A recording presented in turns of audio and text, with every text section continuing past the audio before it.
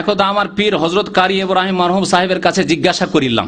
কারি ইব্রাহিম মানে ইসহাক সাহেব বলছেন, আগের পীর, যে কারি ইব্রাহিম আমার পীরকে জিজ্ঞাসা করলাম যে হুজুর, প্রায় পীর সাহেব খাফি, আখফা, নাফস, রুহ, আব, আতশ, খাক ও বাদ ইত্যাদি লতিফা বাতাইয়া থাকেন। এই লতিফাগুলির নাম জানেন? জানেন না? 6 লতিফা।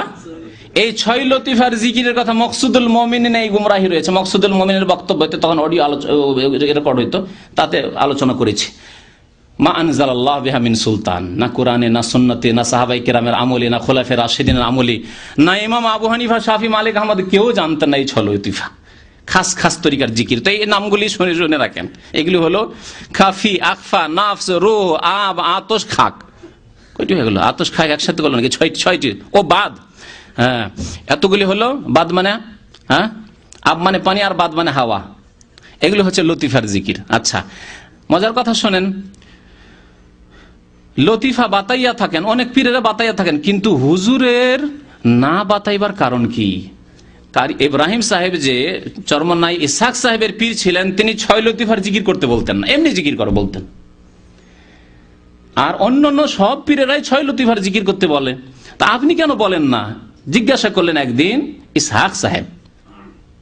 তখন উত্তর দিলেন, বাবা, লতিফা সম্বন্ধে কোরআন শরীফ, ভালো করে শুনেন, লতিফা সম্বন্ধে কোরআন শরীফ বা হাদিস শরীফে কিছুই উল্লেখ নাই।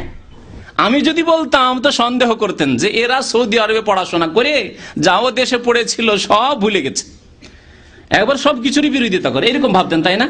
এখন কারি ইব্রাহিম সাহেব ঘরের সাক্ষী। ভাই, আপনার স্ত্রী যদি বলে আপনি খারাপ, তা আপনি ভালো হবেন কি করে আমার কাছে, ঠিক না?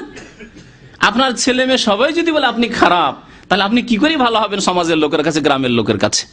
দেখুন, কারি ইব্রাহিম সাহেব, আল্লাহ পাক তাকে এই হক সাক্ষী দেওয়ার এই ক্ষেত্রে তৌফিক দিয়েছেন। বাকি যে ক্ষেত্রে বিদাত আছে সেই ক্ষেত্রে ইনশাআল্লাহ যদি তার কিতাবাদি থাকে বা কিছু থাকে তো সতর্ক করা যাবে।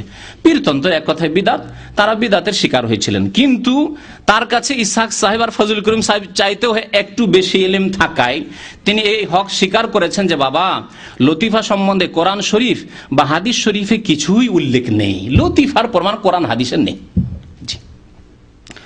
অবশ্য এইখানেই গুমরাহির রাস্তা খুলছে, এইগুলোই কাম খারাপ করেছে। কোরআন হাদিসের নেই, তবে জি শোনেন, অবশ্য আউলিয়ায়ে কেরামগণ নিজে থেকে ইহা করিয়াছেন। জি, কোরআন পাকে কলবের বিষয়ে উল্লেখ করিয়া বলা হইয়াছে, আলা বিযিকরিল্লাহি তাতমাইন্নুল কুলুব, আল্লাহকে স্মরণ করলে মনের প্রশান্তি হয়। তাই জিকির আজকার করে, লতিফা এই সবের পিছনে পড়ার জন্য আমি বলি না, কারি ইব্রাহিম বলছেন। কিন্তু অন্য পীরেরা এরা আউলিয়া কেরাম করেছেন, তাই করেন। তাহলে তাদের ধর্ম কোত্থেকে এলো? আউলিয়া কেরাম। কোন কেরাম যে লাগিয়ে দিলেন তার সাথে, আমিও লাগালাম আপনাদের দেখা দেখি বা দেশাচার লাগালাম, কিন্তু আউলিয়া বলেন, শুধু কেরাম বলিয়েন না। আউলিয়াদের তরিকা থেকে এসছে। শোনেন, নবী করিম সাল্লাল্লাহু আলাইহি ওয়াসাল্লাম বলেছেন যে তোমাদের মাঝে 2টি জিনিস ছেড়ে যাচ্ছে। কি? কোরআন আর হাদিস। ওই 2টি জিনিসকে আঁকড়ে ধরে থাকলে কি হবে না? লান তাজিল্লু, কোনদিন তোমরা গুমরাহ হবে না, রাস্তা হারাবে না, গুমরাহ হবে না, জান্নাতে যেতে পারবে। তাহলে কিতাব আল্লাহ ও সুন্নতি, আমার কিতাব কোরআনে কারীম আর আমার সুন্নত। তাহলে 6 লতিফা কোরআন হাদিসে নেই, তার মানে ইসলামে নেই। তাহলে আউলিয়ারা যে পেলেন, তাহলে কোত্থেকে পেলেন? এখন ওই আয়াতটি এর আগে অনেকদিন আগে একবার ওই আয়াতটি শুনেছিলাম, ওই আয়াত শোনাই। আল্লাহ কি বলছেন? সূরা আনআম আয়াত নম্বর 121, ওয়া ইন্নাশ শায়াতিনা লা ইউহুনা ইলা আউলিয়াইহিম, নিশ্চয়ই শয়তানরা তাদের আউলিয়াদের নিকটে, এখানে আউলিয়া বলেছেন তো কিরাম লাগাবেন না, হ্যাঁ, শয়তানরা তাদের আউলিয়াদের নিকটে ওহী করে থাকে। তাহলে কোরআনের ওহী আল্লাহর ওহী জিবরাইল মারফত এসেছে, হাদিসের ওহী আল্লাহর ওহী জিবরিল মারফত নবীর কাছে এসেছে। ওয়া মা ইয়ানতিকু আনিল হাওয়া ইন হুয়া ইল্লা ওয়াহয়ুন ইউহা, ওহী ছাড়া নবী করিম সাল্লাল্লাহু আলাইহি ওয়াসাল্লাম কোনো কথা বলেননি, আর নবী সাল্লাল্লাহু আলাইহি ওয়াসাল্লাম কোনো কর্ম করেননি। সুতরাং হাদিস ওহী, কোরআন ওহী। আর বাকি আউলিয়া যেগুলি আবিষ্কার করলো, নিজের পক্ষ থেকে নিয়ে আসলো, কোরআন হাদিসে নেই, সেগুলির কথা আল্লাহ কোরআনে উল্লেখ করেছেন। কোত্থেকে এলো?